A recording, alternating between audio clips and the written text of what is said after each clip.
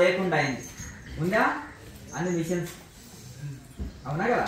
అప్పుడు దంచడము, రుబ్బడము, ఈసరడము, తిరగలితోటి ఈసిరేవాళ్ళం. ఇప్పుడు ఉందా దంచేవాళ్ళం, ఉందా మిక్సీ వచ్చింది. అలాగే చేతి బావితో చేదేవాళ్ళం. ఇప్పుడు కూడా పూరి జగన్నాథ్ వెళ్తే పాతకాలంలో నలభీమ పాకము అలాగే అంటాం కదా. ఇప్పుడు పాకశాలలు అంటారు. రాజుల కాలంలో అన్ని పరిశ్రమ చేతులతోటి పరిశ్రమనే చేయొచ్చు. ఇప్పుడు పెద్ద పెద్ద పీటలు ఉంటాయి కోయడానికి, చేదు బావితోటి నీళ్లు చేదుతుంటారు అందరూ. చాలా హార్డ్ వర్క్ ఉంటుంది. ఎక్కడైనా వెళ్ళి చూడండి, పూరి జగన్నాథ్ వెళ్తే ఆ మందిరం వెనక పాకశాల అని ఉంటుంది, వంటశాల అని. అందులోకి వెళ్ళి చూడొచ్చు. ఎవరైనా అలౌడ్ చేస్తారు, లైన్గా వెళ్ళి చూస్తారు. అక్కడ కత్తి పీటలు, ఆ కోసెట్లు ఎంత పెద్దగా ఉంటాయి, కొబ్బరిని ఎలా తోడుకుంటుంటారు. పాత పద్ధతిలో ఉంటుంది. మీరు కనీసం ఒక 1000 సంవత్సరాల కింద మన పూర్వీకులు ఎలా వాడేవారు ఆ పద్ధతిలో ఉంటాయి వాళ్ళు వంటలు చేసే విధానంలో. ఆ కర్రల పొయ్యి మీద వాడతారు. 2-3 కుండలు కింద మనము వంట అవుతుంటది పెద్ద పాత్రలో, దాని ఆవిరితోటే ఇంకా మళ్ళీ పై కుండల్లో అయ్యేటట్టుగా ఆ విధంగా కూడా చేస్తారు. చాలా బాగా ఉంటుంది. కనుక ఈ విధంగా మనకు అప్పుడు ఆరోగ్యంగా ఉండేవాళ్ళం. ఎందుకంటే ఇప్పుడు శరీర పరిశ్రమ లేదు. మనం శక్తి ఖర్చు చేస్తే శక్తి పెరుగుతుంది కదా. జిమ్కి వెళ్తున్నాడు, శక్తి ఖర్చు చేస్తున్నారు, అప్పుడు శక్తి పెరుగుతుంది కదా. పని చేస్తున్నాం, శక్తి ఖర్చు అవుతుంది, అక్కడ శక్తి పెరుగుతుంది కదా. శక్తి ఖర్చు చేస్తే శక్తి పెరుగుతుంది. మనం తింటేనే శక్తి వస్తుంది అని అనుకుంటున్నాం. అర్థమైంది కదా. తింటే కొంత శక్తి వస్తే పని చేస్తే దానికంటే డబల్ శక్తి వస్తుంది. గుర్తుపెట్టుకోండి. మీరు ఏ శరీర పరిశ్రమ చేయని వాళ్ళకి ఎంత విటమిన్ ఫుడ్ అని ఇవ్వండి, ఎంత బలమైన తిండి అని ఇవ్వండి, శరీర పరిశ్రమ చేసిన వాళ్ళంత బలము ఉండదు. అర్థమైంది కదా. తేలికగా వాడి బుధం మీద ఎత్తుకొని వెళ్ళిపోతారు, శరీరం బాగా హార్డ్ వర్క్ చేసేవాళ్ళు. అదే వీళ్ళు వాళ్ళ శరీరమే వాళ్ళకి బరువు అవుతుంది. అవునా కదా. కనుక ఆసనాల్లో ఒక పద్ధతి ఉంది. తన శరీరంలో ఏ యాంగిల్లోనైనా ఎత్తగలిగిన వాడు ఇతర శరీరాన్ని ఉప్పు బాస్ ఎత్తినట్టు ఎత్తుతాడంటారు. అర్థమైందా.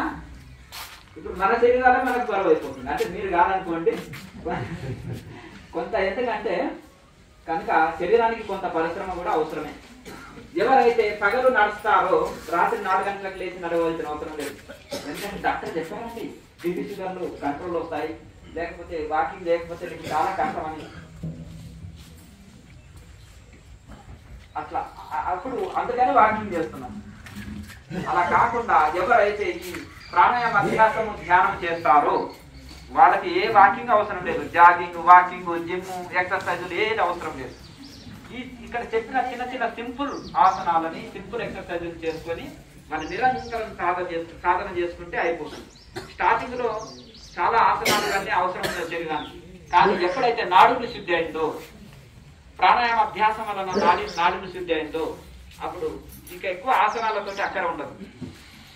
చిన్నపిల్లవాడికి చూడండి, 3-4 చదివేవాడికి మోయలేని వాడికంటే బరువు ఎక్కువ మోస్తుంటారు. అవునా. ఎన్ని ఉంటాయి పుస్తకాలు. కాలేజీకి వెళ్ళేవాడు ఒక స్టైల్ ఒక నోట్బుక్ పట్టుకొని వెళ్తుంటాడు. అవునా. అంటే పైకి వెళ్ళే కొద్ది సబ్జెక్టు తగ్గుతుంది. అంటే పతంజలి మహర్షి ఇన్ని ఎందుకంటే చేయడం అంటారు. కానీ స్టార్టింగ్ లో ఒక బాడీ ఆధీనంలో తెచ్చుకోనికనే కొన్ని ఆసనాలు ఇవి ఉంటాయి. తర్వాత ఇంకా అక్కడ ఉన్న ఆసనాలతో ఎక్కువ అవసరం ఉండదు. ఈ ప్రాణాయామ అభ్యాసంతో ఉంటుంది. ఇంకా ప్రాణాయామ అభ్యాసం చేసినాక ఏముంటుంది, ధ్యానమే ఉంటుంది. మరి డైరెక్ట్ ధ్యానం చేస్తే ఏమవుతుంది, అంతేనా కదా.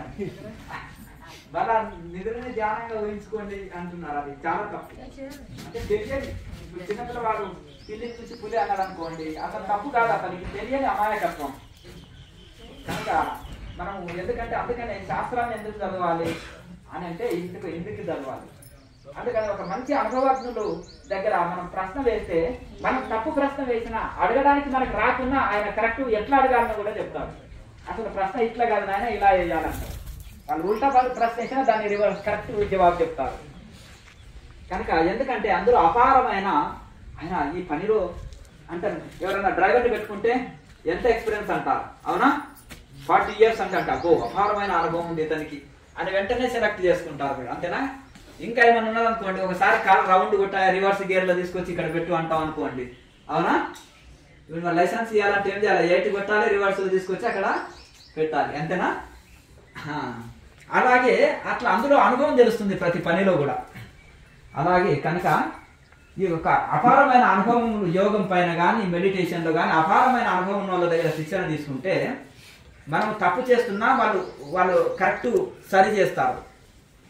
మనకి ఏదన్నా అందులో ఉల్టా చేసి ఇబ్బంది పడ్డా వాళ్ళు ఇలా కాదు ఇలా చేయాలని సరి చేస్తారు. మనం ఎటువంటి ప్రశ్నలు అడిగిన దానికి వాళ్ళ అనుభవంతో ఆన్సర్ చేయగలుగుతారు. కనుక ఇటు శాస్త్ర జ్ఞానం పరిచయం ఉండాలి, ఇటు సాధన ఉండాలి, థియరీ ప్రాక్టికల్. అందుకన్నా స్తోత్రియం బ్రహ్మనిష్టంచ అంటే ఇట్లా శాస్త్రం అనుభవం ఉండాలని శంకరాచార్యులు చెప్తున్నారు. కనుక ఆ విధంగా తత్వదర్శనుల దగ్గర శిక్షణ తీసుకుంటే మన సందేహాలన్నీ తొలగిస్తారు. అరటి పండు నొలిచినట్టుగా మనకు అందియగలుగుతారు. కడివెడు పెరుగులకి వెళ్ళి పిడికెడు వెన్నం తీసి అందించినట్టు ఋషులు మనకు అందించారు. ఇది ఋషులు గొప్పతనం మనకు. ఎందుకంటే వాళ్ళకి అపారమైన అనుభవంతో వాళ్ళు అందించారు. ఇంకా ఇంట్లో ఏమి డౌట్ పడవలసిన అవసరం లేదు. మనం విశ్వాసంతో నమ్మకంతో చేస్తే సరిపోతుంది. అందుకని ఇది శరణాగతితో చేసే సాధన, సెలండర్నెస్ తోటి సాధన. మన భక్తి యోగం అంటే ఈశ్వర ప్రణిధానం, భగవంతునికి సెలండర్ అయిపోవాలి. ఇక్కడ కూడా క్రియాయోగంలో కూడా భగవంతునికి శరణాగతి సెలండర్ అయి చేయాలి. తర్వాత ప్రాణాయామ అభ్యాసం చేయాలి. వేదాంతులు చెప్పే విచారణ జ్ఞానయోగం, విచారణ అంటే జ్ఞానయోగము, ఈశ్వర ప్రణిధానం అంటే భక్తి యోగము, ధ్యాన యోగము, ఇవన్నీ కలుస్తాయి. ఇంకేమైనా డౌట్లు ఉంటే అడగండి. మీరు సాధనలు ఏమన్నా డౌట్లు ఉంటే అడగండి. ఇప్పుడు అరగంటలో ముగించుదాం, ఎందుకంటే మళ్ళీ 10 గంటలకు మళ్ళీ క్లాసు జరుగుతుంటుంది. ఇంకా రెగ్యులర్ కంటిన్యూషన్ ఉంటాయి ఈ రోజంతా. కనుక మళ్ళీ ఇప్పుడు మెయిన్ ఏదన్నా ముఖ్యమైన ఉంటే అడగండి. ప్రాణాయామం చేసేటప్పుడు ఇక్కడ దృష్టి నిలుపుతాం కదా, శ్వాస ఇక్కడి నుంచి శ్వాస తీసుకున్నప్పుడు తీసుకునేటప్పుడు కూడా దృష్టి ఇక్కడి నుంచి నిలుపుకుంటూ పెట్టాలి. అంటే మనకు స్టార్టింగ్ లో ఏం చూస్తుందంటే శ్వాస తీసుకునేటప్పుడు మూలాధారం వైపు ఒకసారి మనసు వెళ్తుంది, మళ్ళీ దృష్టి ఇక్కడ నిలుపుకున్నప్పుడు ఇక్కడ ఒకసారి మనసు ఉంటుంది. కానీ స్టార్టింగ్లోనే కానీ చేయగా ఎలా ఉంటుందంటే మీరు ప్రాణాయామం నడుస్తున్నప్పటికీ కూడా దృష్టి మాత్రం చెదరకుండా ఇక్కడే నిశ్చలంగా నిలపగలుగుతాం. అది అభ్యాసం చేత.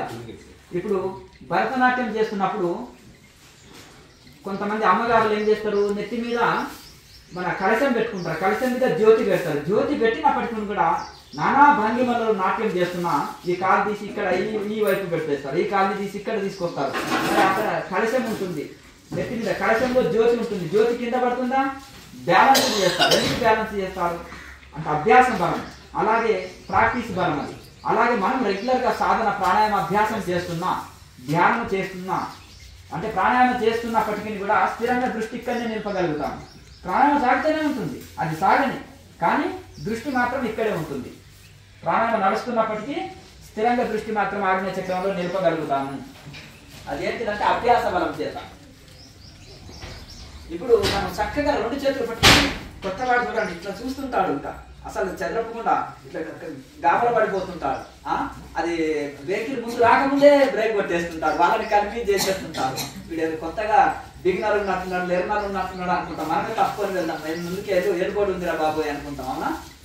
అందుకనే మనం కన్ఫ్యూజ్ వచ్చే వాళ్ళని అంతా కన్ఫ్యూజ్ చేసి పడేస్తుంటారు, మనమే తప్పుకొని పోతాం. అలాగే స్టార్టింగ్ లో ఏంటిదంటే మనము ఏ పని పర్ఫెక్ట్ ఉండదు. తర్వాత చేయగా తర్వాత మనం చేతులు రోజు బయట నడిపించినా పర్ఫెక్ట్ గా అంటే ప్రతి కదలిక మనకు ఇక్కడ ఫీల్ అవుతుంది, ప్రతి కదలిక మూమెంట్ తెలుస్తుంది అన్నమాట. ఎందుకు అభ్యాస బలం చేత దాన్ని క్యాచ్ చేయగలుగుతారు, అంచనా వేయగలుగుతారు దాని స్పీడ్ని. ఇప్పుడు వాళ్ళంటారు కదా ఎంత దూరంలో అక్కడ వెహికల్ వస్తే ఈయన బ్రేక్ కొడతారు కొత్త వాళ్ళు, కానీ తర్వాత ఏం చేస్తారు ఎక్కడ బ్రేక్ కొడితే ఎక్కడ ఆగుతుంది ఎంత అనేది వాళ్ళకి ప్రతి కదలిక దాని గురించి వెహికల్ గురించి తెలిసిపోతుంది. అలాగే ఇది కూడా అంతే అన్నమాట. ఇందులో అభ్యాసం బాగా మనం ఇంట్లో అయిన తర్వాత అది ప్రాణాయామం నడుస్తున్నా ఇక్కడనే దృష్టి స్థిరంగా ఉంటుంది, అది అభ్యాస బలం చేత అవుతుంది. ధ్యానం చేసేటప్పుడు కూడా ఇక దీన్ని బేస్ చేసుకొని ఆటోమేటిక్ గా ఇక్కడే ఉంటుంది. మీరు ప్రాణాయామం చేసినా ఏమి చేసినా ఇక్కడనే స్థిరంగా నిలుపుకోండి దృష్టి. ఎందుకంటే భగవద్గీతలో కృష్ణ పరమాత్మ చెప్పాడు భ్రూ మధ్యలో దృష్టి పెట్టుకోండి. అలాగే పతంజలి మహర్షి, అలాగే వివేకానంద స్వామి, శంకరాచార్య, దయానంద సరస్వతి, మలయాళ స్వామి, ఎంతమంది ప్రపంచంలో ఉండే ఎంతమంది గొప్ప మహనీయులు దేని ప్రమాణంగా తీసుకున్నారు? ఉపనిషత్తులనే ప్రమాణంగా. నేను కొత్తగా మీకు చెప్పట్లేదు. మన సనాతన ధర్మం ఇది, సనాతన సాంప్రదాయము, ఋషుల విద్య అనేది వివేకానంద స్వామి ప్రపంచం అంతా వ్యాప్తి చేశారు. పరమహంస యోగానంద గారు, అలాగే శంకరాచార్యులు ఉపనిషత్తుల సారాన్నే వ్యాప్తి చేశారు. కనుక వాళ్ళకంటే గొప్ప వాళ్ళు ఇంకా ఈ ప్రపంచంలో లేరు. కనుక వాళ్ళు చెప్పింది ప్రమాణంగా తీసుకోవాలి. కొంతమంది అన్నారనుకోండి, ఏదైనా చెప్పారనుకోండి, మీరు చెప్పింది ఎందుకు ప్రమాణంగా తీసుకోవాలి అంట. అయితే ఇది కూడా ఏంటంటే, సరే ఎవరో చెప్పిందని, ఏదో శాస్త్రంలో చెప్పిండ్రు, ఏదో ఒక ఋషి చెప్పిండ్రు అంటారు, మరి ఇలా సొంత చాదస్తం దానికి యాడ్ చేస్తారు ఎన్నో. ఇప్పుడు బుద్ధుడు అనుకున్నామండి, బుద్ధుడికి ఎంత చాదస్తాన్ని యాడ్ చేసిండ్రు. బుద్ధుడు మ్యూజిక్ పెట్టుకోమనిలే, కుర్చీలో కూర్చోమనిలే, 3 పూటలు తినమని చెప్పలే, నిండుగా భోంచేసి ధ్యానం చేయమని చెప్పలేదు. అలాగే వైరాగ్యం లేకుండా వైభోగం అని చెప్పలేదు. ధ్యానం అంటే ఎంజాయ్ అని చెప్పలేదు. ఉంటుంది గొప్ప ఆనందం కలుగుతుంది. అంటే నీకు విషయ భోగాలు అనుభవిస్తే ఏ ఆనందం కలుగుతుందో దానికంటే 1,000 రెట్లు ఆనందం కలుగుతుంది. కానీ వైరాగ్యంతో కలుగుతుంది, మనసు కంట్రోల్ చేసినప్పుడు కలుగుతుంది, డీప్ మెడిటేషన్ తో కలుగుతుంది. అంతేకాని శరీరాన్ని గాలి వదిలిపెట్టు, మనసుని గాలి వదిలిపెట్టు, ఎట్లయినా వారికో హాయిగా నిద్రపో అని ఏ శాస్త్రం చెప్పలేదు. ఇది శాస్త్రమా కాదన్నారు. దీన్ని చేసేసి మళ్ళీ వాదిస్తారు, వాళ్ళ ఫైట్కి వస్తారు, రెడీ ఉంటారు ఫైట్ మాత్రం. అర్థమైంది కదా. ఏం చెప్పారు ఋషి ఫార్ములా, ఏం చెప్పారు, మనం దాన్ని ఎట్లా ఇది చేస్తున్నాము, దాంట్లో 0 నాలెడ్జ్ ఉంటుంది. ఏమన్నా ఆధ్యాత్మిక గ్రంథాలు చదివినట్టు చదివానండి, 100 పుస్తకాలు చదివానండి, ఏమి western books, of mind books, ఏం చేయాలి, ఏం నెత్తిన కొట్టుకోండి, అవన్నీ పెంటలో తగలబెట్టండి. అర్థమైంది కదా. ఒక ఆయన, నేను ట్రాక్టర్ తీసుకొచ్చిన స్వామి మీకు బుక్స్ చూపెట్టానంటే అవన్నీ ఒక అగ్గిపిల్ల వేసి పూర్తి చేసి నా దగ్గరికి రావని చెప్పిన. అంత ఒక్కటైనా ఏదైనా పుస్తకం సరి అయింది ఉందంటే సరి అయింది లేదు. Western books, of mind books. Western వల్ల లాజిక్ బుక్స్ ఉంటాయి, వాళ్ళ ఆఫ్ మైండ్ బుక్స్ ఉంటాయి. ఎందుకంటే వాడు ఎంబడే ఒక బిజినెస్ సెంటర్ ఓపెన్ చేస్తాడు. అంటే ఫారినర్స్ అడిగినాను, ఎందుకు నువ్వు వెస్టర్న్ బుక్స్ ఇష్టపడతావా స్పిరిచువాలిటీ అంటే, ఇన్కంప్లీట్, అది అసలు కంప్లీట్ కాదు అంటే, అది సంపూర్ణంగా ఉండదు, ఆఫ్ మైండ్ ఉంటుంది. మా వాళ్ళకు ఒక రోగం ఏంటంటే, ఒక దగ్గర నేర్చుకున్నది దాని వెంటనే 2వ రోజు వ్యాపారం చేయడం మా వల్ల western mind set, business mind set అనమాట. కనుక వాళ్ళు ఉట్టిగా రాము నేర్చుకోనికి, అది మళ్ళీ ఎంబడి ఇక్కడ ఫీజులు కడతాము, మళ్ళీ మేము కొత్తగా ఒక దుకాణం తెరుస్తాం. కనుక వాళ్ళు ఏంటిదంటే ఛాందస్తాన్ని ప్రయోగాలు చేసి అవి రాసుకుంటారు. కనుక అవి ఇన్కంప్లీట్ అంటున్నారు వాళ్ళు. అందుకనే మేము పీజీ పిహెచ్డీలు చేయాలంటే కూడా యూనివర్సిటీలో జాయిన్ అయ్యి, ఆధ్యాత్మిక యూనివర్సిటీలు ఉంటాయి మన దగ్గర, అందులో జాయిన్ అయ్యి పీజీ పిహెచ్డీ పతంజలి సూత్రాల మీద, అష్టాంగ యోగం మీద, అలాగే దర్శనాల మీద, వేదాంతంలో, యోగంలో, ఈ అన్ని శాస్త్రాల మీద పిహెచ్డీలు చేయొచ్చు. కనుక ఇవన్నీ ఇవి పర్ఫెక్ట్ ఉన్నాయి. కనుక మాది పర్ఫెక్ట్ ఉండవు, మాది ఇన్కంప్లీట్ అంటారు. కనుక ఆ విధంగా మనం ఈ విధంగా మనం ఆ ఋషులు చెప్పిన మార్గంలో నడిస్తే ఎక్కువ బెనిఫిట్ ఉంటుంది. ఇంకొకటి, మీరు వీడియోస్ లో హఠయోగాలు ఒక ఆసనాలు వేసి చూపించారు. ఇప్పుడు చిన్నపిల్లలు నేర్చుకోవాలంటే ఏ వయసు? చిన్న పిల్లలకు చాలా వస్తుంది, 5 ఏళ్ల నుంచే నేర్చుకోవచ్చు. ఏకంగా చాపం చుట్టినట్టు చుట్టేస్తారు పిల్లవాళ్ళు, అసలు మీరు కూడా చేయలేరు. అర్థమైంది కదా. చిన్న పిల్లలకు చాలా ఈజీగా వస్తాయి ఆసనాలు, ఏవైనా కానీ చాలా ఈజీగా వస్తాయి. వాళ్ళకి నేర్పించడం ఈజీ, చాలా వాళ్ళకి ఇంట్రెస్ట్ కూడా. వాడికి కదలకుండా కూర్చో అంటే, ధ్యానానికంటే పిల్లలకు ఆసనాలు చాలా ఇంట్రెస్ట్. అది ఎట్లా అంటే, ఇంకేదైనా స్కూల్లో పెట్టినామనుకోండి కాంపిటీషన్ వస్తుంది. పిల్లలకు కాంపిటీషన్ అంటే చాలా ఇష్టం, చాలా ఇష్టం కాంపిటీషన్. ఎందుకంటే ఇక ఓహో వీడికి ఆసనాలు వస్తున్నాయి, పోజు కొడుతున్నాడు, వీడికంటే నేను ఎక్కువ ఇంకా నేర్చుకోవాలనుకుంటాను. అవునా, అది చాలా ఈజీగా పిల్లలు పోటీతత్వంతో నేర్చుకోగలుగుతారు ఆసనాలు. అంటే లేదు, నా లక్ష్యం ఇది కాదు. ఇప్పుడు చూడండి, మీరు నెక్స్ట్ మనం తెల్లవారుజామున చూసినాం, నిన్న సాయంత్రం కొన్ని మైక్ సౌండ్స్ వినిపించాయి, ఇప్పుడు కూడా కొన్ని మైక్ సౌండ్స్ వినపడ్డాయి. పెళ్లిళ్ళ సీజన్ లో కొంచెం డీజేలా వినిపిస్తుంది. చూడడానికే చిన్న చిన్న కొండలు ఉన్నాయి, సూర్యుడు వెళ్ళాడు, ఎంత బాగా నేచర్ చూడండి, అద్భుతంగా. అక్కడ చూస్తే చెరువు, ఎంత పెద్ద చెరువు ఉంది చూడండి. చూడగానే పంట పొలాలు, చిన్న చిన్న గుట్టలు ఉన్నాయి, చూడడానికి ఉంటుంది. కానీ ఊరు కనిపించదు, కానీ ఈ కొండల వెనకనే ఉంది, చిన్న గుట్టల వెనకనే ఉంది. అట్లా ఆ ఊరు అంత లాంగులో ఉన్నా కనిపించదు, కనిపిస్తుంది, కానీ ఈ ఊరు ఇంత దగ్గర ఉన్నా కనిపించదు. నా లక్ష్యం ఒకటి ఏంటంటే, ఒకటి నేను బెస్ట్ నేను ఎంచుకునేది రిజర్వ్ ఫారెస్ట్ ఎంచుకుంటాను. ఎందుకంటే రిజర్వ్ ఫారెస్ట్ సేఫ్టీ ఉంటుంది. ఇప్పుడు మామూలుగా రెవెన్యూ ఫారెస్ట్ ఉంది అనుకో, గవర్నమెంట్ వేలం పాలన కట్టేసి అమ్మేస్తుంది, కంపెనీలకు తీసుకుంటుంది, ఇంకేదో నానా రకాలుగా ఉంటాయి. అందులో కమర్షియల్ ఏరియా ఉంటుంది, కమర్షియల్ బిట్స్ పనికిరావు ఆశ్రమానికి. అర్థమైంది కదా. అక్కడ పక్కన వెంచర్స్ చేస్తారు, కంపెనీలు పడుతుంటాయి, ఏదేదో హోటల్, లాడ్జింగ్ ఇవన్నీ చేసేస్తారు. అట్లా ఉండొద్దు అనమాట ఆ గాలి.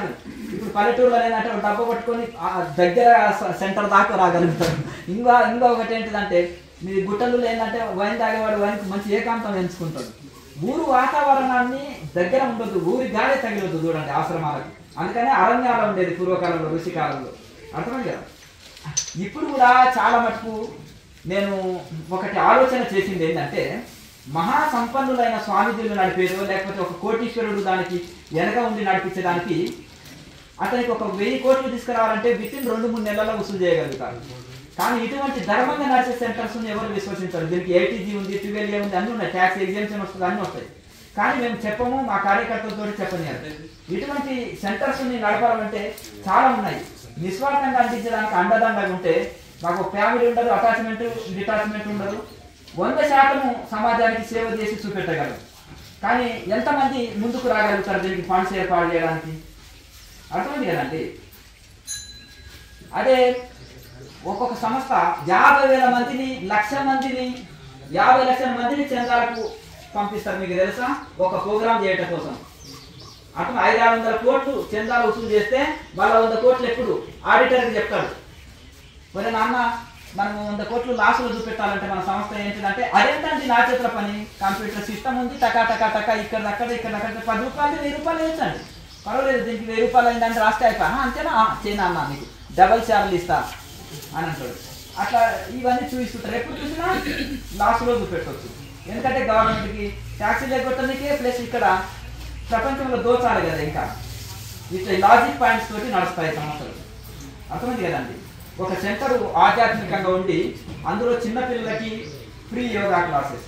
ఇప్పుడు చాలా మంది ఆధ్యాత్మిక సంస్థలు స్కూల్ పెట్టినాయి, కాలేజీలు ఉన్నాయి, మెడికల్ కాలేజీలు ఉన్నాయి, ఇంజనీరింగ్ కాలేజీలు ఉన్నాయి. ఏవై ఆధ్యాత్మిక సంస్థలు కర్ణాటక వెళ్ళి చూడండి. ఇక్కడ మన తెలుగులో కూడా ఉన్నాయి, ఇక్కడ కూడా చాలా పెట్టారు. బయట పిల్లవాడికి 2 లక్షల ఫీజు తీసుకుంటే ఇక 10 లక్షలు తీసుకునేటోళ్ళు ఉన్నారు ఒక పిల్లవాడి దగ్గర ఫీజు. మరి ఇవన్నీ కూడా ఇది చేస్తున్నారు. అది కాదు, చిన్న పిల్లలకి భగవద్గీతలో ట్రైనింగ్ కానీ, ఆసనాల్లో ట్రైనింగ్ కానీ క్యాంపులు ఏర్పాటు చేయడం నా లక్ష్యం ఉంది. అర్థమైంది కదా. తప్పకుండా ఉంది. కాకపోతే ఒక ఇప్పుడు బైపాస్కి దగ్గర ఉండాలి, ఊర్లో ఎక్కడ చూసినా దూరం ఉండాలి, ఒక రిజర్వ్ ఫారెస్ట్ ఉండాలి. అక్కడ సెలెక్ట్లో జరుగుతుంది. నేను 2 ఇయర్స్లో నుంచి అదే అన్వేషణలో ఉన్నాను. కొన్ని 2-3 ల్యాండ్లను చూసినాము. దానికి సెలెక్ట్లో ఉంది. అక్కడ పిల్లలకి ఏమవుతుందంటే, పిల్లలకి ఫ్రీగా హఠయోగంలో శిక్షణ, పిల్లలకు ఆసనాలు ఇవి చేయించి యోగ పైన అవగాహన కలిగేయడం, వాళ్ళలో కాంపిటీషన్ పెట్టడం, వాళ్ళలో కాంపిటీషన్ పెట్టి ఎవరు ఆసనాలు చక్కగా వేశారో వాళ్ళకి మంచి గిఫ్ట్లు ఇవ్వడము, వాళ్ళకి ఎంకరేజ్ చేయడము. అలాగే పిల్లలకి మన సంస్కృతి చెప్పడము. అంటే ఇక్కడ ఏమి ఆ స్కూల్ కాలేజీలు పెట్టాము మేము, జస్ట్ క్యాంపులు, సమ్మర్ క్యాంపులు ఏర్పాటు చేసామనుకో పిల్లలకి చాలా మంచి ఎటువంటి ఫుడ్ తీసుకోవాలి, ఎటువంటి ఇది తీసుకోవాలి. అక్కడ ఏం చేయాలంటే ఆ పిల్లలతో ఆ గురువుజీలు కూడా అదే ఫుడ్ తీసుకోవాలి.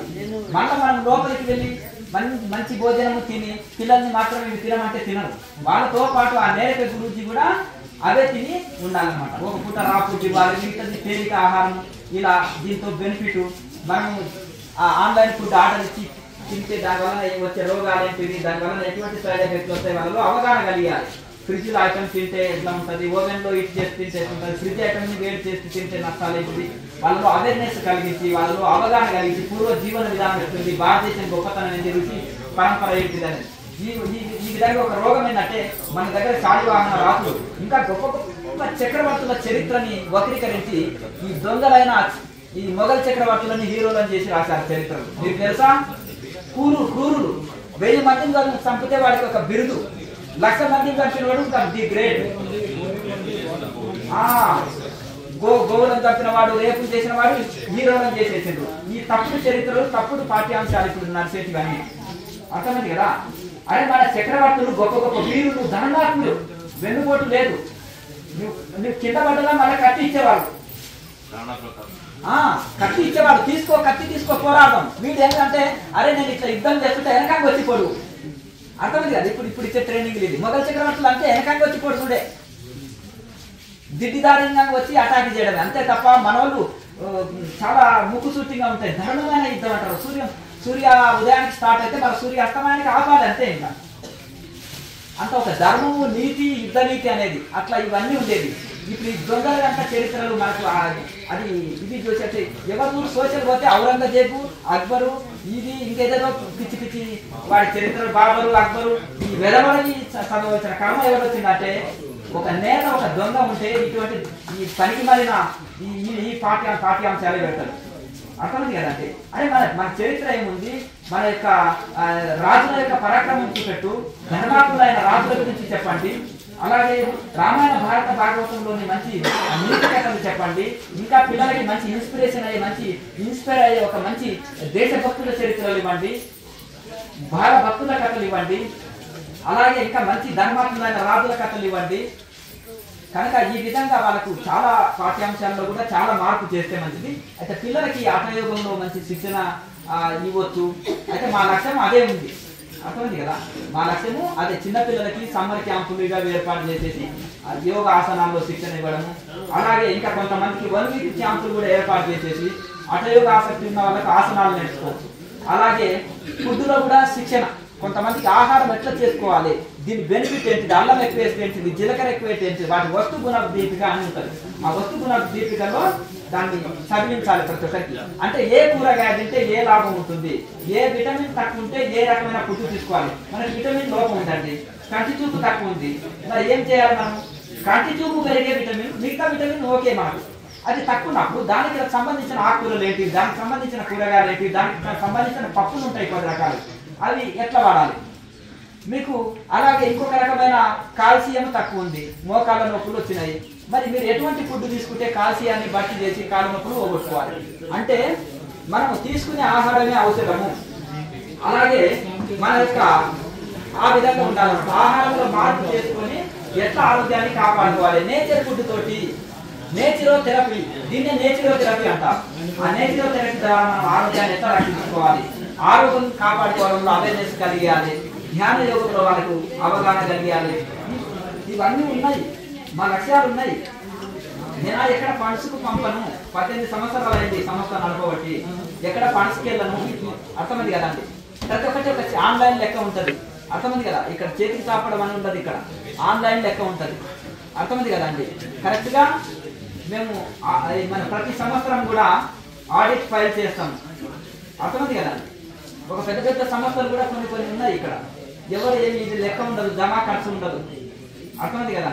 ఇక్కడ ప్రతి సంవత్సరం కూడా ఇవన్నీ కూడా ఉంటుంది, సిస్టమేటిక్ గా నడుస్తుంది. ఇది ప్రతి రూపాయి కూడా ధర్మంగా ఇచ్చేస్తుంది.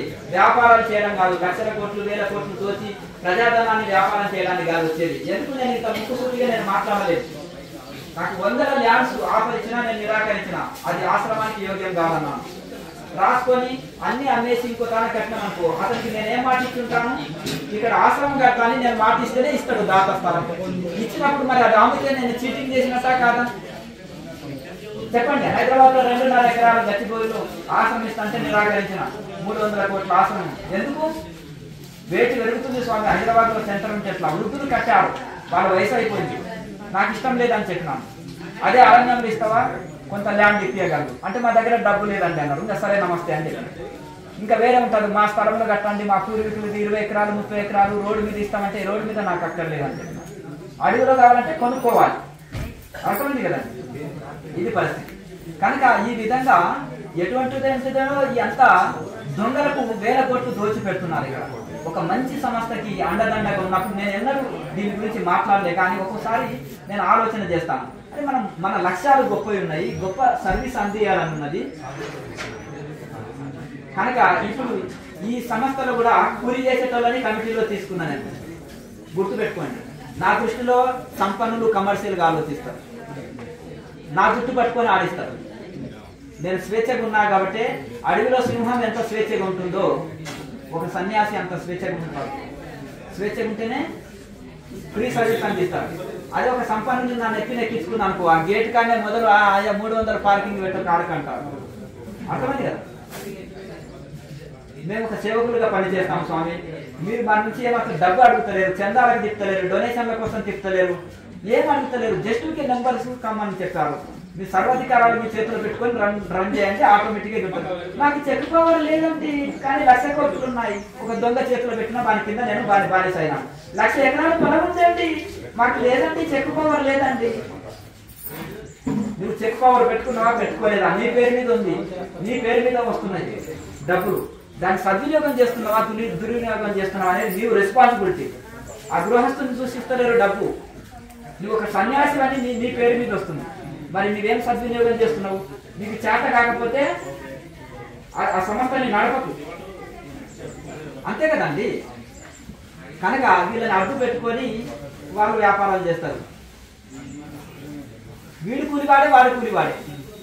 అర్థమైంది కదా.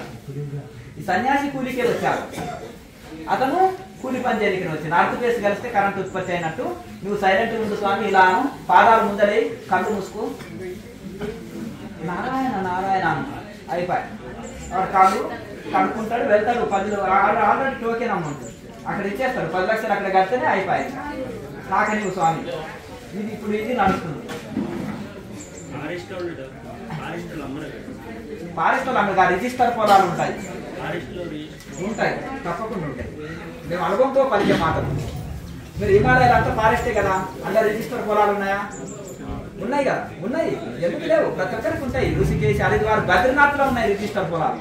కేదార్నాథ్లో కావాలన్నా, మీకు యమునోత్రిలో కావాలన్నా, మన హైదరాబాద్ సరౌండర్లో కావాలన్నా, ఫారెస్టులు నల్లమల ఫారెస్టులో రిజిస్టర్ పొలాలు కావాలన్నా 100 ఎకరాలు అయినా సరే ఒక దగ్గర ఉన్నాయి.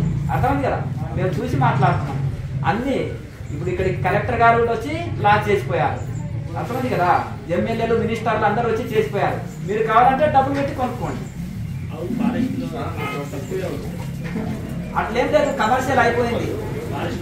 ఎక్కడైనా కమర్షియల్ అయిపోయింది, ఆ లెక్కనే వేరే ఉంటాయి. కనుక ఆ విధంగా అన్ని ఉంటాయండి. ఒకటి ఏంటంటే సమాజంలో సరే ఈశ్వరేచ్ఛ, మేము భిక్షగాలం కాము, మా చెయ్యి ఇలా ఉండదు, ఎప్పుడు ఇలా ఉంటుంది, అలా ఉండాలని మేము కోరుకుంటాం. కనుక 18 సంవత్సరాల నుంచి నేను కమర్షియల్గా ఆలోచిస్తే ఈ సంస్థ ఇప్పుడు 1000 కోట్ల సంస్థ అవుతుంది. గుర్తుపెట్టుకోండి, నేను కమర్షియల్గా ఆలోచిస్తే. అర్థమైంది కదండి. అట్లా మేము కమర్షియల్గా ఆలోచించాం. కనుక ఈ విధంగా ఒకటి ఏంటంటే భూమి ఒక వివేకానంద స్వామిని ఇన్స్పైర్ అవుతాను, ఒక శంకరాచార్యని, ఒక గొప్ప గొప్ప బ్రహ్మం గారిని, ఒక కబీర్ దాసుని. వీళ్ళు గురాస్తులు అయినప్పటికీ కూడా చాలా గొప్పవాళ్ళు. అలాగే ఎంత వీళ్ళలోన స్వాతంగా స్వామి దయానంద సరస్వతి 3300 గురుకులాలు స్థాపించి అన్ని ఫ్రీ. వేదం 12 సంవత్సరాలు చదవచ్చు ప్రతి ఒక్కరు. కుల మత అతీతానికి స్త్రీలు, పురుషులు, అన్ని కులాల వాళ్ళు చదవచ్చు. చూసారా ఎంత గొప్ప మహనీయుడు. ఆయన ఎవరన్నా ఒక్క సన్యాసి సభలో చెప్తున్నారా? ఆయన మహానుభావుల గురించి చెప్తున్నారా? సత్యార్థ ప్రకాశం అనే గ్రంథం చదవండి, బాగుపడతారు. మీ జన్మలో, మీ జన్మ ధన్యమవుతుంది. నారాయణ స్వామి రాసిన శుష్క వేదాంత తమో భాస్కర చదవండి, మీ జీవితాలు ధన్యమవుతాయి. స్వామి దయానంద సరస్వతి నేను ఒకటే సార్, సమానత్వం పాటించాలంటే శంకరాచార్య పరంపరలనే ఉండాలి, గుర్తుపెట్టుకోండి.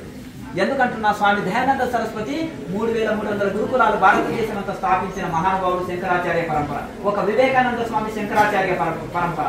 శంకరాచార్యని ఇన్స్పైర్ అయ్యాడు. సమానత్వం పాటించాలంటే ఈక్వాలిటీ, సమతామూర్తులు పెడతాం, మమత మాత్రం పోదు. అర్థమైంది కదా. మమత కులపిచ్చి పోదు, నేను గొప్ప అనేది పోదు, అహంకారం పోదు. అర్థమైంది కదండి. ఎవరన్నా గురువులు పెద్ద పెద్ద విగ్రహాలు పెట్టాలని కాదు, నువ్వు ఆ సమానత్వం పాటించమని చెప్తున్నావు. అర్థమైంది. ఇక్కడ అక్కడ నారాయణుడు ఉన్నాడు, ఇక్కడ శివుడు ఉన్నాడు. ఉన్నాడా లేడా? ఒక శంకరాచార్య కంటే గ్రేట్ ఋషి ఈ ప్రపంచంలో రాలేడు, రాబోడు. వాళ్ళ కాలి గోటి కిందికి పనికి రాదు. ఇప్పుడు ఉండే అంత త్రిమాతాచార్యులు శంకరాచార్య మించిన వాళ్ళు లేరు. ఎందుకు? సమానత్వం పాటించడంలో ఆయన కంటే ఇది లేదంటే ఉండేదంతా అద్వైతమే అన్నాడు, రెండోది లేనే లేదన్నాడు. మిగతా దొంగలు ఎవరన్నా అన్నారా? వాళ్ళ దేవుడిని హైలైట్ చేశారు, వాడి గురించి స్తోత్రాలు రాశారు. కానీ మిగతా దేవతల గురించి ఎవరన్నా స్తోత్రాలు రాశారా? చూపెట్టండి. శ్రీమతాచార్యుల లోపలనే రాశారా? చెప్పండి. శంకరాచార్య సమస్త దేవి దేవతల మీద స్తోత్రాలు రాశారు. ఎంత గురు భక్తి, ఎంత వేదాంతం గురించి స్తోత్రాలు చేశాడు, ఎంత భక్తి గురించి, గురు భక్తి గురించి, దైవ భక్తి గురించి, యోగ శాస్త్రం గురించి, సేవ గురించి, సమస్త దేవి దేవతలని ఈక్వాలిటీ. అర్థమైంది కదా. ఒక ఈక్వాలిటీ అనే పదం వస్తే ఒక వివేకానంద స్వామి అర్హుడు, ఆయన కంటే ముందు శంకరాచార్యులు అర్హుడు, స్వామి దయానంద సరస్వతి అర్హుడు, అర్థమైంది. స్వామి శివానంద సరస్వతి అర్హుడు, మలయాళ స్వామి అర్హుడు. అర్థమైంది కదా. ఇలా చెప్తూ పోతుంటే 1000 మంది పేర్లు నేను చెప్పగలుగుతాను. అర్థమైంది కదా. అంటే అంత మోసమా కాదా జనాన్ని చీటింగ్ చేయడం? ఆ సమానత్వము ఇది అది. బ్రాహ్మణులు చాలా భేదభావం ఉంది, వాళ్ళు అణిచివేశారండి. నేను బ్రాహ్మణునే కానీ నాకు ఆ భేదభావం లేదండి, అందరి దేవతలన్నీ ఒప్పుకోనండి, నారాయణుడు ఒక్కడే దేవుడు అండి. అర్థమైంది కదా ఇది పరిస్థితి. ఈ విధంగా ఈ ఈ ఈ రోగులు అంటాం కదండి, ఈ రోగులతోటే మన హైందవ ధర్మము దెబ్బతిండిపోయింది. ఆచరణాత్మకంగా చూపెట్టాలి. గురించి మీరు చెప్పారు కదా, ఆత్మ చూస్తూ మీరు చేయమని చెప్పేసి. ఆత్మ ఎలా ఉంటుంది, ఏంటి తెలియాలి, అప్పుడు ఏం చూడమంటారు అక్కడ?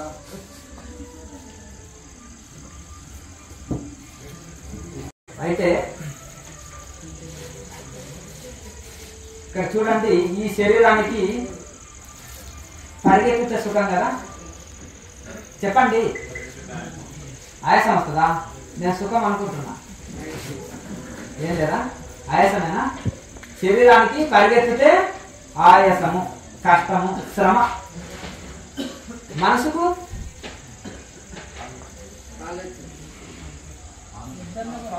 కదలకుండా ఒక దగ్గర కూర్చోమంటే దానికి చాలా ఆయాసం. చిన్నపిల్లవాడిని కదలకు ఇక్కడే కూర్చో, వాడికి అన్ని డిసిప్లిన్ చెప్తే వాడికి చాలా కష్టం, చిన్న పిల్లలకి. అవునా కదా? అవునా? అట్లా చిన్నపిల్లల లాంటిది మనసు. దానికి ఒక దగ్గర కూర్చోవాలంటే మహా కష్టం. కోతిలాగా ఇటు తిరిగి అటు తిరిగి ఇది గిల్లు, అది మనకు చెట్ట ఆకులు అవసరమే లేదు కానీ తుంచేస్తాం, అది దాన్ని ఇది చేసేస్తాం, గిల్లుతుంటారు. కొంతమంది చూడండి ఇట్లా పట్టుకొని ఊకే ఏదో ఒకటి కటకలు వచ్చుతుంటారు ఊకే, అర్థమైంది కదా? లేకపోతే తోలన్నా ఇలా ఇలా అంటుంటారు, ఏదో ఒకటి వాళ్ళకు గిల్లుతూ గిచ్చుతూ ఉంటారు, ఏదో ఒకటి. అర్థమైంది కదా? ఖాళీగా మాత్రము కూర్చోవడానికి ఇది కాదు కనుక ఇది చంచలమైనది మనసు కనుక. మనసు ఎట్లుంటుందంటే ఈ చంచలమైన మనసు కనుక దీన్ని ఒక దగ్గర కదలకుండా కూర్చోవంటే మహా కష్టం. అవునా? ఇక పరిగెత్తితే శరీరానికి అలసట, ఒక దగ్గర కూర్చుంటే మనసుకు అలసట. మనసుతో పరిగెత్తుతుంటారు, 3 లోకాలు చిటికలో తిరిగి వస్తుంది. రాకెట్ అన్నా ఎంత స్పీడ్ ఉండదు. చంద్రలోకం పోవాలంటే, చంద్రమండలం పోవాలంటే రాకెట్ కన్నా ఒక 3 days పడుతుంది, కానీ ఈ మనసు క్షణములో వెళ్ళి వస్తుంది. అంటే వాయువేగం మనసు కంటే స్పీడ్ ఏది లేదు, వాయువేగం అనమాట. అంటే వాయువు యొక్క అంశ, శ్వాస యొక్క, గాలి యొక్క అంశ మనసు. ఒక్కొక్క ఇంద్రియము ఒక్కొక్క దానితో తయారు చేయబడ్డది. ఇప్పుడు అగ్నితత్వము కళ్ళు కనుక కాంతియుతం కదా, అవి చూస్తాయి కనుక అలాగే ఈ యొక్క వాయువు యొక్క అంశ మనసు కనుక ఈ మనసు గాలి దాకా ఎప్పుడు చంచలమైంది. గాలి స్థిరంగా ఉంటుందా? ఎప్పుడు వీస్తూ ఉంటది. అలాగే ఈ యొక్క ఒక దగ్గర కూర్చోవాలంటే మనసుకు చాలా కష్టం కనుక అలాగే శరీరానికి పరిగెత్తితే అలసట, మనసుకు కూర్చుంటే అలసట. కానీ ఆ పరిగెత్తే మనసుని కూర్చోబెట్టాలంటే మళ్ళీ ఏం చేయాలి? ఆ వాయువుని స్థిరం చేస్తే మనసు స్థిరం అవుతుంది. మనిషికి శక్తి లేదు శరీరంలో, వాయువు స్థిరం చేసి. అంటే యోగ శాస్త్ర ప్రకారం ఈ వాయువుతోటి కూడా శక్తి పొందవచ్చు, ప్రాణశక్తిని తీసుకోవచ్చు. ప్రాణశక్తికి ఏ ఏ అవయవాలకు తక్కువ ఉందో ఆ అవయవాలకు ప్రాణశక్తిని అందించి శక్తివంతమైన శరీరాన్ని తయారు చేసుకోవచ్చు. ఒక మనకు స్వాతంత్రం రాకముందు దేవ్జీ మహారాజ్ అని ఒక ఆయన ఉండే. ఆయన ఒకటే పూట భోజనం చేస్తాడు, ఒక 2 రొట్టెలు తీసుకుంటాడు. మీరు గూగుల్లో కొట్టినా వస్తుంది ఆయన గురించి. పంజాబ్ నుంచి వెళ్ళాడు, అది సాధువు గారు. ఆయన ఒక జుట్టుతోటి తన్ను బరువు పైకెత్తేవాడు. అర్థమైంది కదా? ఒక ఏనుగుని కూడా తన పొట్ట మీద కూర్చోబెట్టుకునేవాడు. తనకు గొలుసులు కట్టే ప్రాణశక్తిని అంతా తీసుకొని ఒకసారి ఇలా అంటే ఉక్కు గొలుసులు అన్ని తెగిపోయేది, బలమైన ఉక్కు గొలుసులు ఇంత. మరి ఎట్లా సాధ్యమైంది? ఆయన పాదయాత్రలో పోయాడు. ఎక్కడ? ఫారిన్ కంట్రీస్ కి అన్ని దేశాలు తిరిగి ప్రదర్శనలు ఇచ్చాడు. పాదయాత్రలు వెళ్ళాడు. వీడు కోరరామమూర్తి అని పేరు విన్నారు. ఆయన కూడా అంతే, శాకాహారి. ఆయన ప్రాణాయామ శక్తి చాలా, ప్రాణాయామాభ్యాసం యోగాభ్యాసం బాగా చేసేవారు. అంటే ఇక్కడ దీన్ని అర్థమైంది అంటే యోగ వలన ఆయన ఎంత ఆరోగ్యం పొందాడు చూడాలి. అంటే రాజులు ఉన్నారు. అలాగే నలంద విశ్వవిద్యాలయంలో చాణక్యుడు 3 తరాలకు గురువు, 200 సంవత్సరాలు జీవించాడు చాణక్యుడు. 3 తరాలకు వాళ్ళకు సామాన్య బాలుడిని తీసుకొచ్చి భారతదేశానికి చక్రవర్తిని చేశారు. ఆయనే చంద్రగుప్తుడు. ఒక ధనజీవుడు ఆయన మహాక్రూరుడు అయిన రాజుని దించాలని ఒక సామాన్య బాలుడిని తీసుకొచ్చి అస్త్ర శస్త్ర విద్యలో అతన్ని ప్రావీణ్యం చేసి, అంటే ఒక గురువు అనుకుంటే చూడండి, ఒక అర్జునుడిని తయారు చేశాడా ద్రోణాచార్యుడు. చూశారు అట్లా. ఆ విధంగా ఆయన కూడా అలా తయారు చేశారు. అంటే ఎలా అంటే ఒక ఇప్పుడు ఏకాగ్రత యుద్ధకాండలో ఆర్మీ వాళ్ళకి అవసరం, రాజులకు అవసరం పూర్వకాలంలో. మరి వాళ్ళకి ఏకాగ్రత అవసరం ఉండాలంటే ఎట్లా? మరి అర్జునుడు ఏకాగ్రత పక్షి యొక్క కన్నుగుడ్డే కనిపిస్తుంది తప్ప నాకేం కనిపిస్తలేదు అన్నారు. అంతేనా? అందరికి చెట్టు కనిపిస్తుంది, ఆకులు కనిపిస్తుంది, పక్షి కనిపిస్తుంది అని వీళ్ళంటే ఆ పక్షి యొక్క కన్నుగుడ్డు తప్ప నాకు ఇంకా ఏది ఎంత లయం అయిపోయింది, అదొకటే కనిపిస్తుంది నాకు అన్నారు. అంటే ఎంత ఏకాగ్రత చూడాలి. మరి ఆయన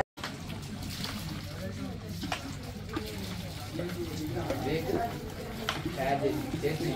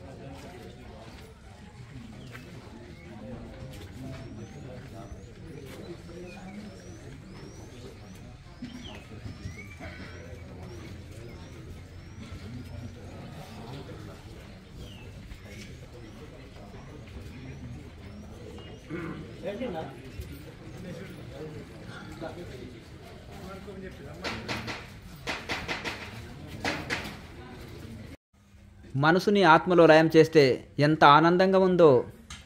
ఇదే కదా నా స్వస్వరూపము, ఇదే కదా నాకు కావలసింది. ఆనందో బ్రహ్మ అంటారు.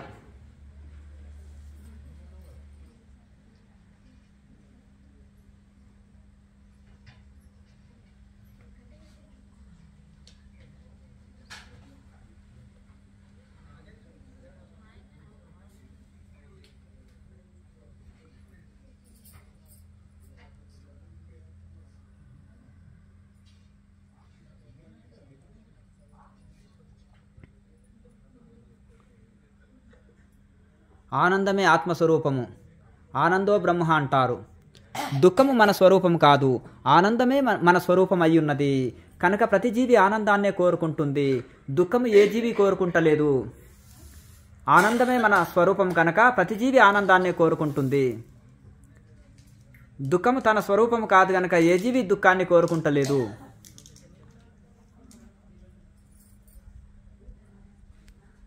ఆత్మలో మనసు లీనమైతే మిగిలేదంతా ఆనందమే. మనసు ప్రపంచంలోకి వెళ్ళిందనుకోండి, మిగిలేదంతా దుఃఖమే. ఎంత హాయిగా ఉందో, ఎంత ఆనందంగా ఉందో, ఎంత తన్మయత్వంగా ఉందో. ఏం చక్కగా ఆత్మలో లీనమయ్యి ఆత్మధ్యానంలో నిమగ్నమైతే మిగిలేదంతా ఆనంద స్వరూపమే. మనసుని ఆత్మలో లయం చేస్తే ఎంత ఆనందంగా ఉందో. ఇదే కదా నా స్వస్వరూపము, ఇదే కదా నాకు కావలసింది. ఆనందో బ్రహ్మ అంటారు.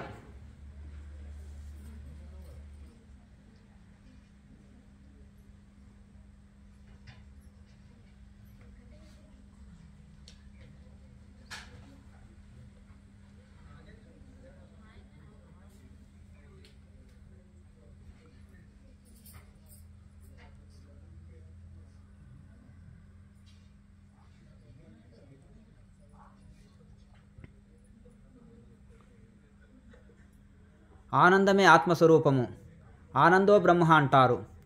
దుఃఖము మన స్వరూపం కాదు, ఆనందమే మన స్వరూపం అయి ఉన్నది. కనుక ప్రతి జీవి ఆనందాన్నే కోరుకుంటుంది, దుఃఖము ఏ జీవి కోరుకుంటలేదు. ఆనందమే మన స్వరూపం కనుక ప్రతి జీవి ఆనందాన్నే కోరుకుంటుంది.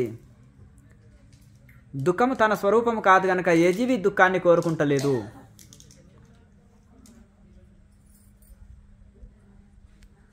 ఆత్మలో మనసు లీనమైతే మిగిలేదంతా ఆనందమే. మనసు ప్రపంచంలోకి వెళ్ళింది అనుకోండి, మిగిలేదంతా దుఃఖమే. ఎంత హాయిగా ఉందో, ఎంత ఆనందంగా ఉందో, ఎంత తన్మయత్వంగా ఉందో, ఏం చక్కగా ఆత్మలో లీనమయ్యి ఆత్మధ్యానంలో నిమగ్నమైతే మిగిలేదంతా ఆనంద స్వరూపమే.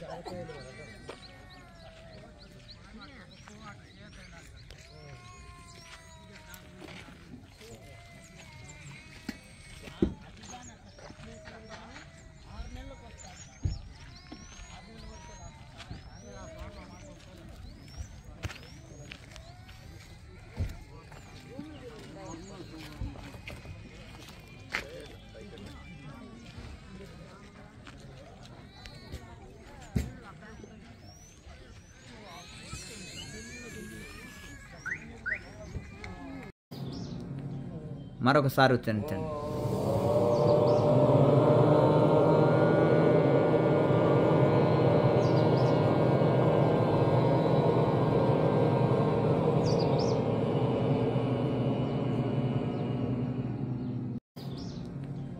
మరొకసారి ఉచ్చరించండి.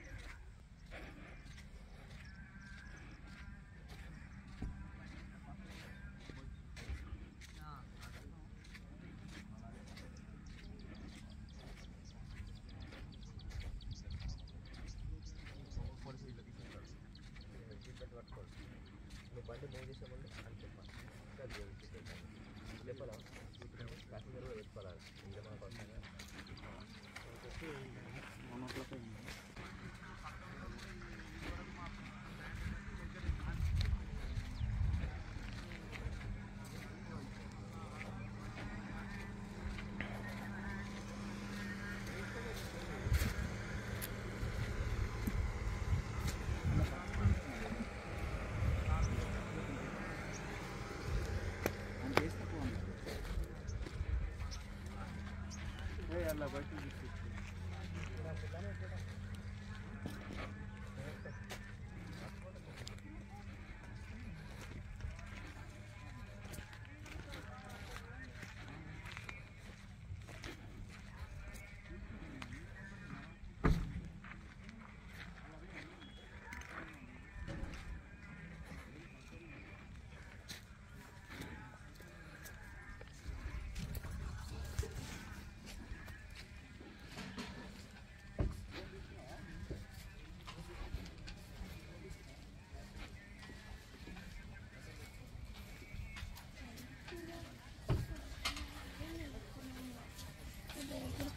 Porque eu tô